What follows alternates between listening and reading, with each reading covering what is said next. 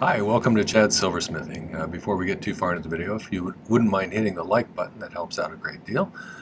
I also appreciate comments, so if you got a question or some constructive criticism, or you want to tell me how you do things, or suggestions for videos, all those things are great things to leave in the comment section, so I'd love it if you do that. So today's project is going to involve a green amethyst, or a prasiolite, which is a 12mm trillion that I have. It's very pretty, and I think it'll look nice in this setting, so we'll give it a shot. It's going to be kind of a combo prong sort of bezel looking setting, and it's going to have kind of just a simple band on it, but I think it's going to be a pretty piece and show off the stone nicely. So we'll give it a shot and see how it turns out. Before we get started, I wanted to thank some groups of people. First, there's my patrons. They're kind of my core group of supporters, and I really appreciate that. I also appreciate the fact that they've built this beautiful community over there with lots of nice people who have lots of knowledge and some really talented artists. So it's nice to be able to chat them up for ideas, and we kind of help each other out with techniques and stuff, so it's a nice place to be. So thank you for that. I also appreciate your financial support. The other group is my YouTube subscribers. We just passed 14,600, I believe, which is awesome. Thank you for that. I really appreciate the nice comments that I keep getting from people. It's nice to know that I'm helping some people out in some way. When you tell me those things, it helps me to keep going when I'm feeling a little tired. I also appreciate your financial contributions, like the Buy Me a Coffee and the Super Thanks. Those things really help with the cost of materials right now, as silver is pretty pricey. So thanks for that, and let's get started on this project. This is one of my design idea books. Recently I've started putting conversion charts on the back. This one's fractions of an inch to decimals to millimeters. I find this one useful since I'm trying to use the metric system more. It's also got a nice kind of graph design in the background. It's kind of hard to see on camera, but it helps me to keep my sketches a little more symmetrical. And these are available in my merch store if you're interested. There's another one that has American wire gauge to millimeters, because I know a lot of people in Europe don't use, and Australia and New Zealand don't use American wire gauge, of course. So here's my prasiolite stone. If you're not familiar with prasiolite, it's sometimes called green amethyst. It is amethyst that they've heat treated, and it kind of turns it a light pale green. I really like it. It's kind of glassy green, and it's just kind of a subtle but nice shade. Oops, I'm getting caught between my fingers there. So this one's a 12mm trillion, and a trillion, if you're not familiar with, is kind of a rounded triangle. So we're going to set it kind of like this here. And I did the difficult part first, and I apologize for that, but I needed to see if I could do it or not accurately. And what I did is I took some 18 gauge sheet, and I measured how deep this was with my little caliper thing here. And then I used that as a gauge to how thick of sheet to cut a piece of, or how wide of sheet I should say. And so I scribed that off, cut it out, and then I laid it next to, I curved it a little bit and laid it next to here, and tried to mark exactly where I needed to make kind of a notch in the metal to file it on the inside so I could bend it relatively sharply. And I got it pretty close to exactly the size. It should, I marked this side as the top because it's closer, but it should be just about exactly the right size, or pretty close.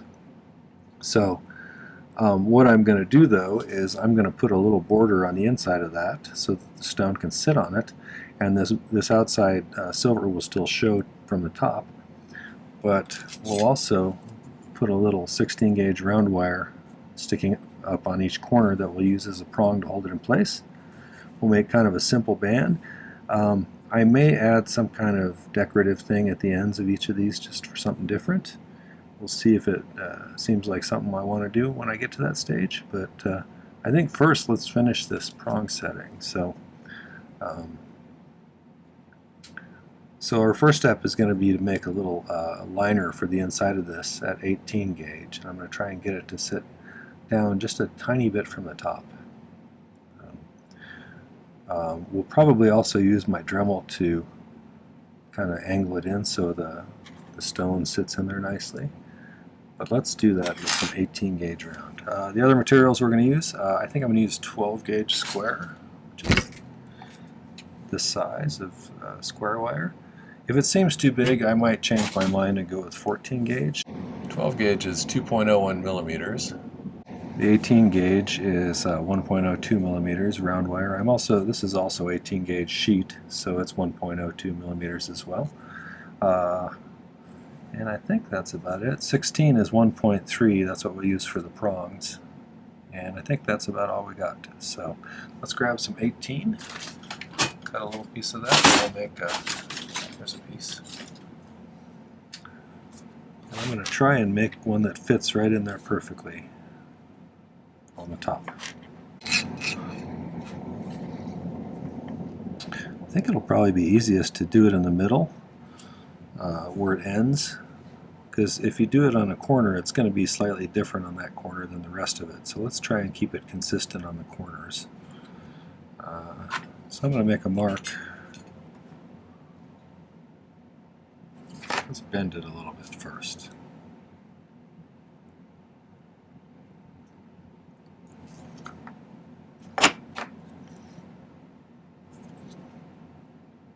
Make a mark right about there.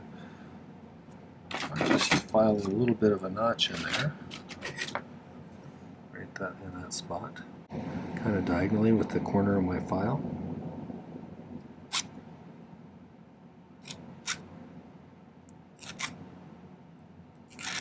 This is exactly what I did on the sheet itself earlier.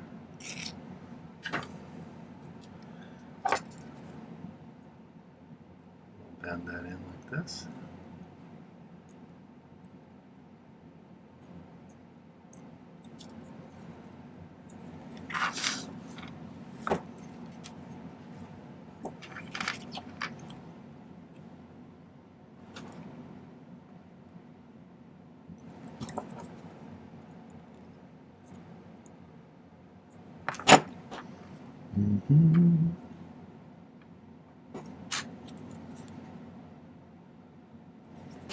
Right about there for the next one.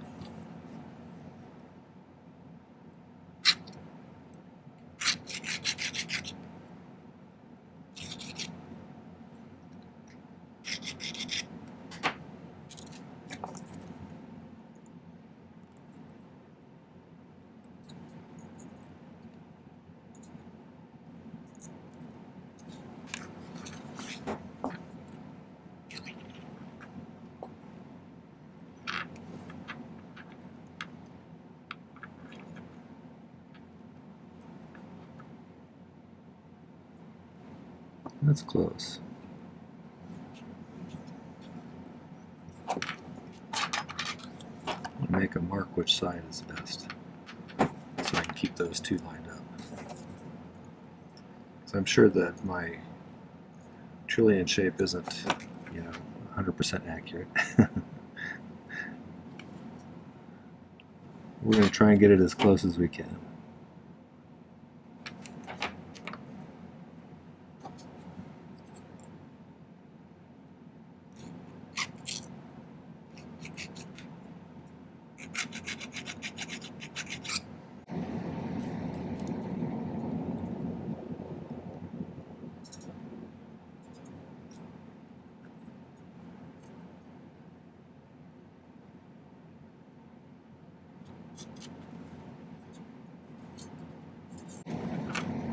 That's pretty close, so I'm going to probably mark this.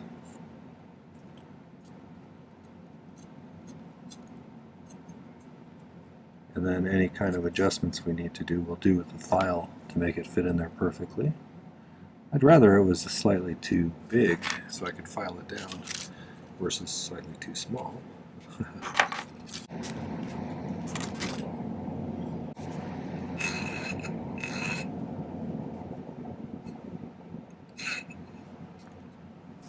Set him to the side for now. So if you've never been to my channel before, I do some things a little different than some. I use primarily hard silver sheet solder. I will occasionally use some easy.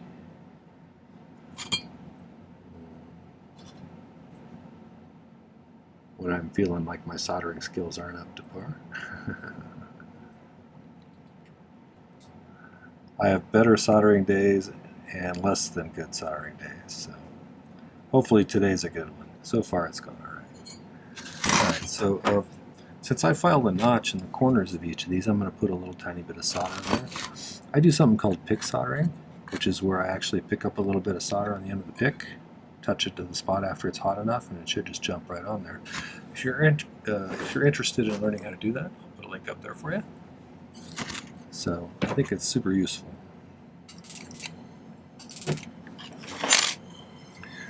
I use a liquid flux.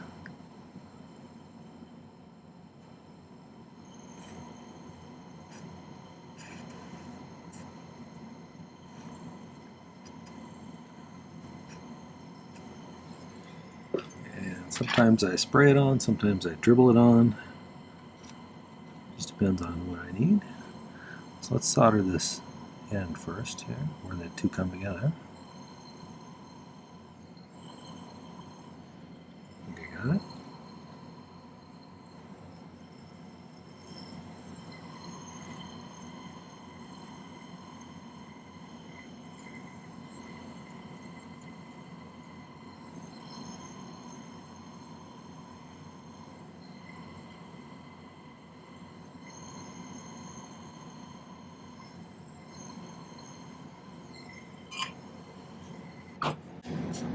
You can see how it's pretty easy once you kind of get the hang of that to just put a little piece of solder right where you want it.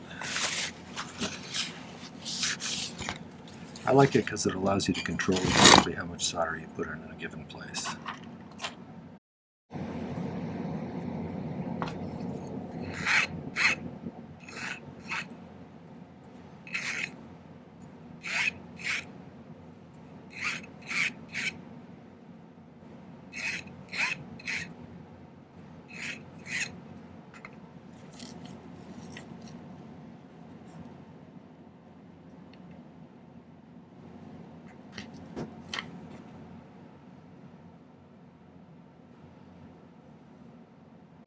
I wanted it pretty snug in there. And let's see how that sits on top of that.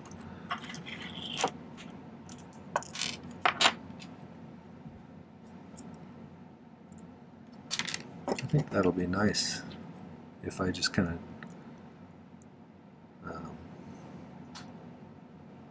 use the Dremel to kind of angle it down like this so it matches the angle of the pavilion of the stone. And that'll sit up there pretty good. And then we can put those little prongs on there to hold it in.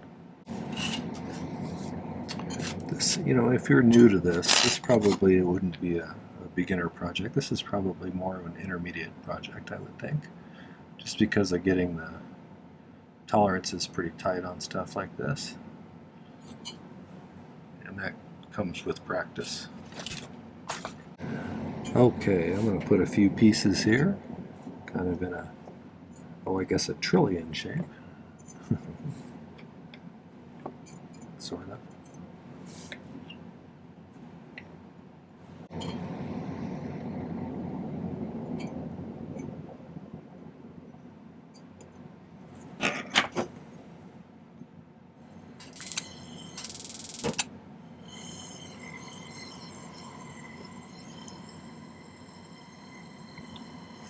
Normally I flux this first and then position it on the solder. Apparently I'm not thinking very clearly today because I did it backwards. No, it doesn't matter that much. It's just sometimes when you put flux on after you place your solder, it moves the solder around when the flux is drying. So there is sort of a rationale to why I do it that way.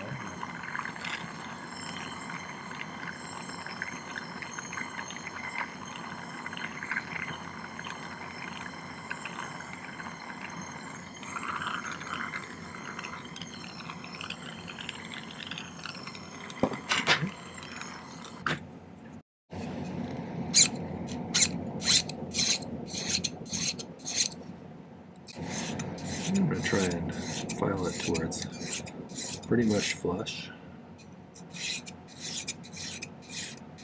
And then we'll taper it a little bit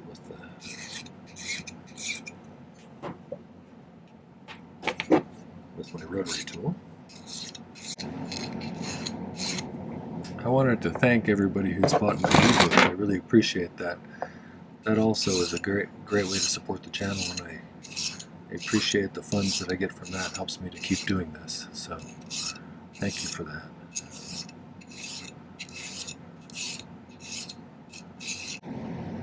Probably good enough. So I'm going to go over to the rotary tool. I'm just going to use a diamond burr and just try and angle it down so that the stone sits down just a little bit more. So I'll be right back. So hopefully you can see that. I've kind of tapered it down just a little bit with the diamond burr, and then I took a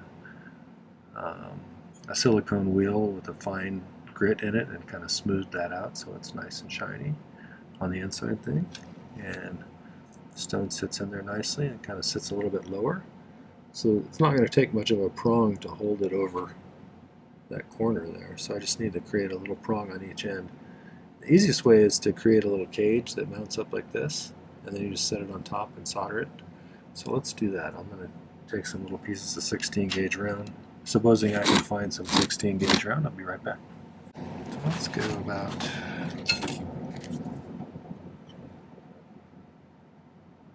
maybe 3.5 to 4 centimeters. Maybe 3. I don't know. A little more than an inch. Inch and a quarter maybe. Let's see how close my accuracy was.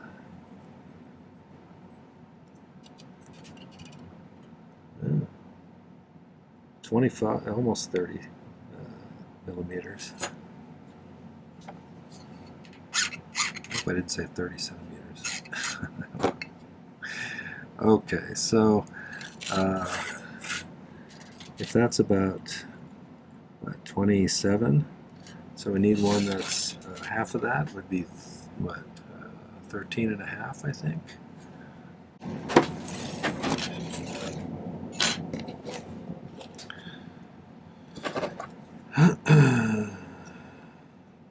Straighten this longer one, find the center of it. We'll solder this one to that so we get a three-point star kind of.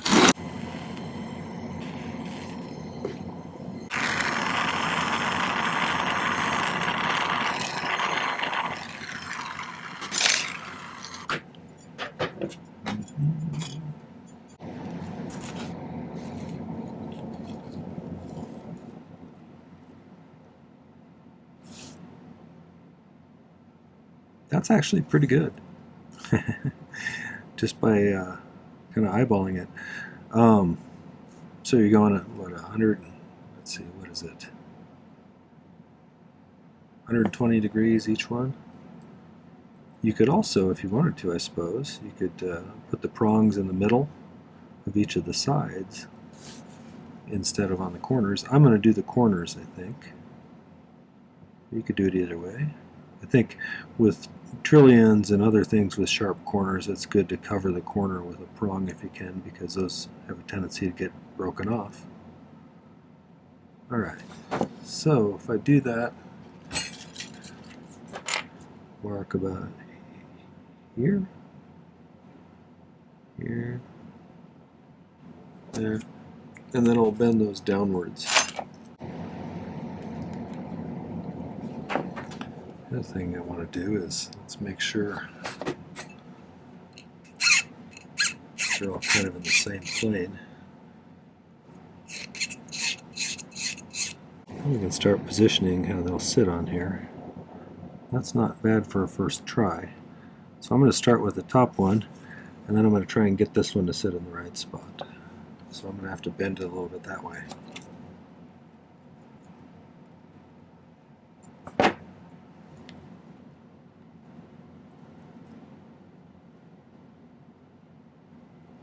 That's pretty close. Now this one needs to go that way a little bit. So a couple of ways we could do this. You could put 3 pieces of solder on the pad, set the little tripod on top of it, heat it till it flows and sticks on the ends, and then you have sweated some solder right on the end, so you could just park it there. I'm probably just going to pick solder it because that's kind of what I'm used to doing, but that other way would probably work as well, and maybe if you haven't practiced pick soldering yet, it might be easier.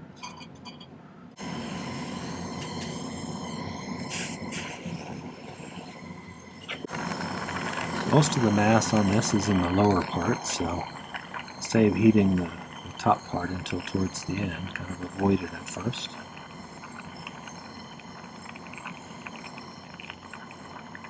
So it takes a little longer for the bigger chunk to get hot.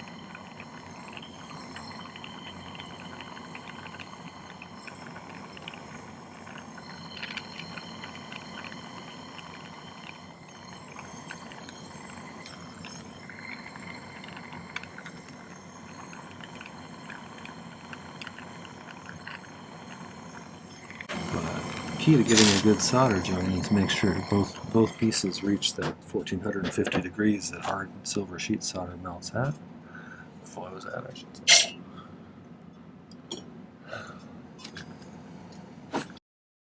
We'll eventually be cutting these off, but for now, until we get the band soldered on, I think it's a good idea to leave them in this configuration. That way it's less likely for something to fall off, because if these are just standing by themselves and you heat it up to the flow point again, you may run having one of them fall off. So let's leave them attached for now, and let's grab some 12 gauge square.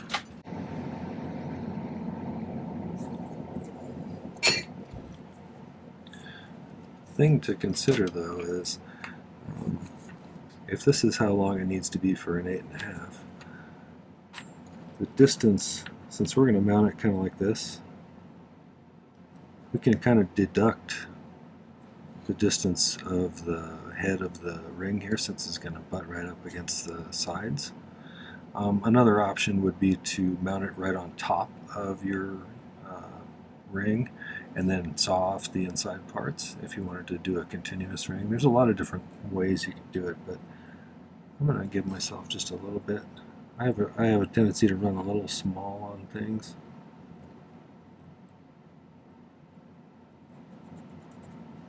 So right about here. So we'll cut 2 pieces about that long. Probably close enough. Okay, so if we want it to split a little ways in, we need to decide how far in that's going to be. It seems to me we can probably estimate. Pretty close. Okay, so I think based on our drawing here, if I want it to look kind of like that, maybe about right there. And then if we flip these around, have them separate at the same spot on either side.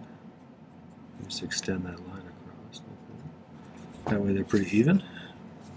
So we'll make a slight bend outwards there, and then we'll shape this. I still need to think about whether I'm putting embellishments on the ends.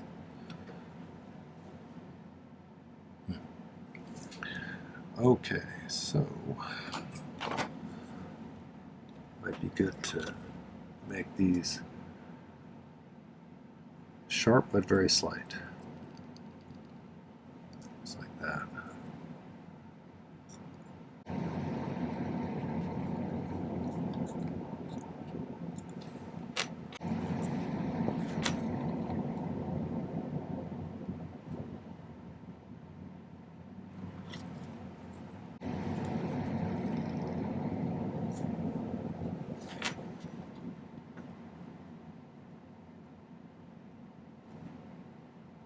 That's not too shabby.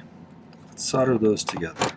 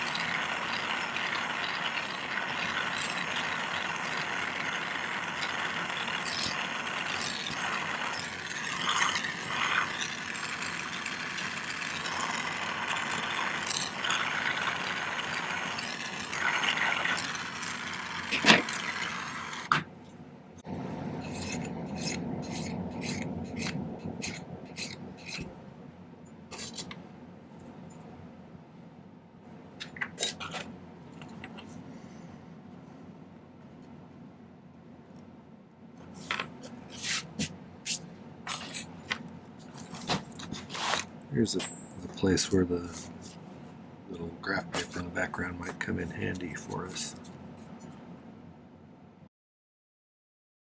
Get things pretty parallel.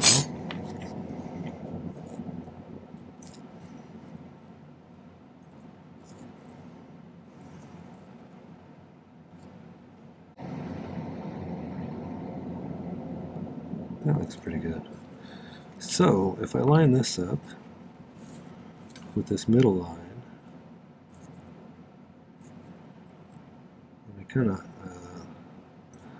I'm going to notice where this one comes to an end, so I can maintain as much of the length as I can. I'll mark this like this so I can scratch a line in it that I'll be able to see with a pick.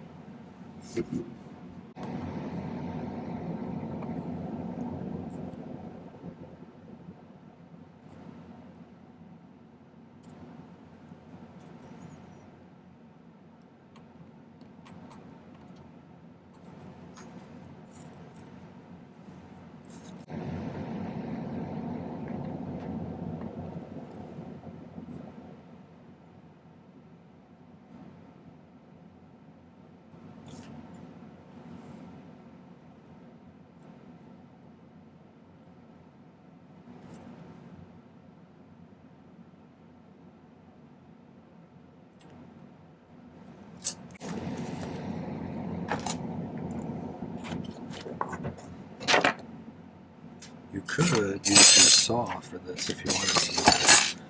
Since I'm going to cut it this way like this first, and then we're going to have to file it kind of like this, so because it's going to be coming in to the bottom of this bezel thing at an angle. So first we'll cut these, and then file them down to that length.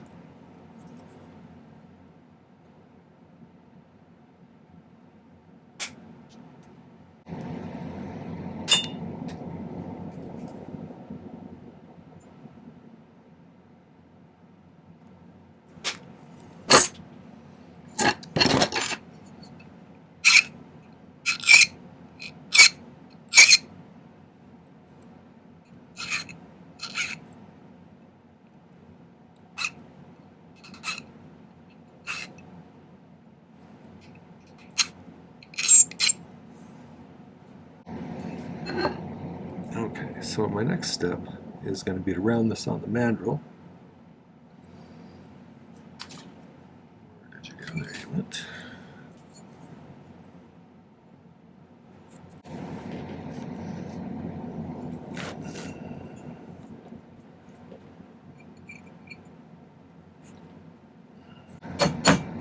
Normally I can keep this in front of the camera without having it slide around.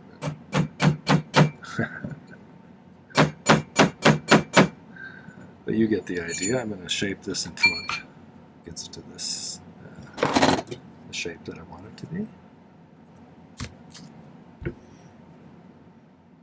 We're going to try and solder this in, but to do that,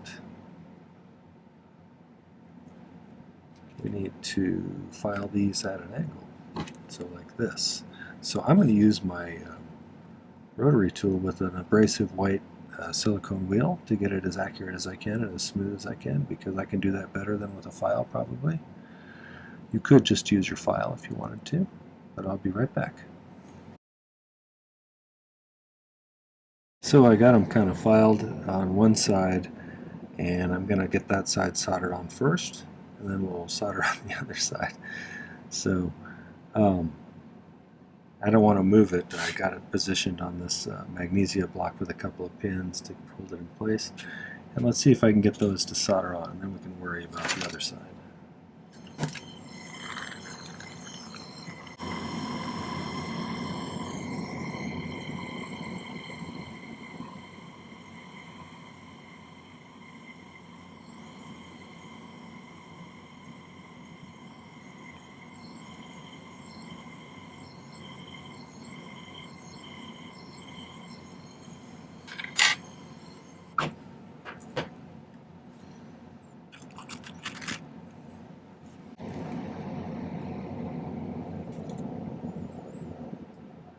I'm going to get these sides positioned on here pretty well.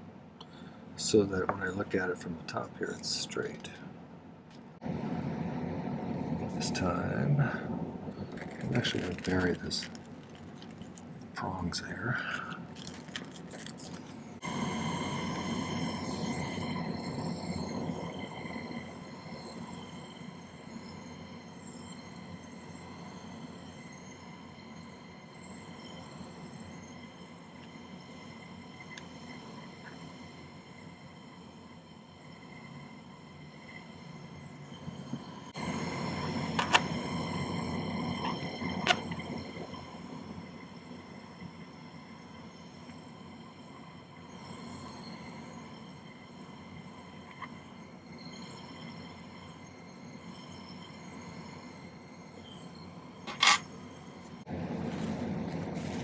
That doesn't look too bad. Let me get it shaped a little bit on the mandrel and get everything kind of smoothed out a bit so it's easier to see how it looks, and then we'll evaluate from there. I'll be right back. So I did a little bit of initial filing and shaping with the rotary tool, and I think everything's symmetrical enough. It is a little smaller than I anticipated, so I must have mismeasured somewhere. But I'm going to rotor out the inside of this a little bit so it's not quite so chunky looking and gives it a little bit more delicate look. And I started to taper it down here a little bit on the bottom so it's narrower at the bottom a little bit, and I might thin it out a little that way to give it more of a tapered shank. But then we'll get it all pickled, and next time you see me, we'll be setting the stone. So, see you in a bit.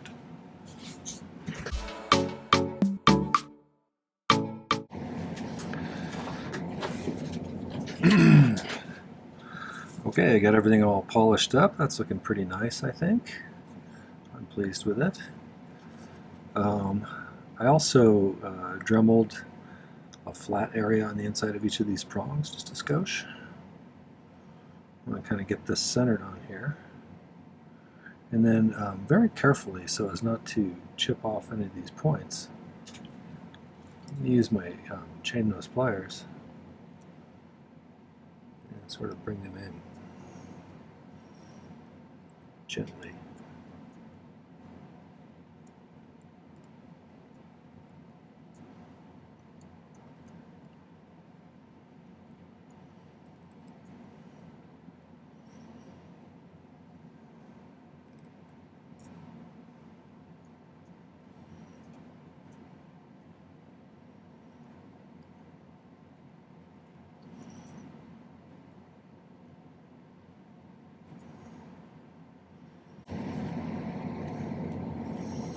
I double check to make sure I can't get them any tighter without damaging the stone.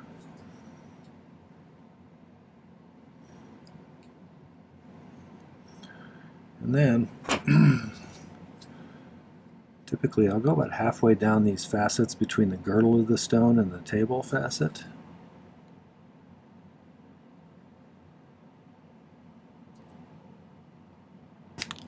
Cut them off about like that.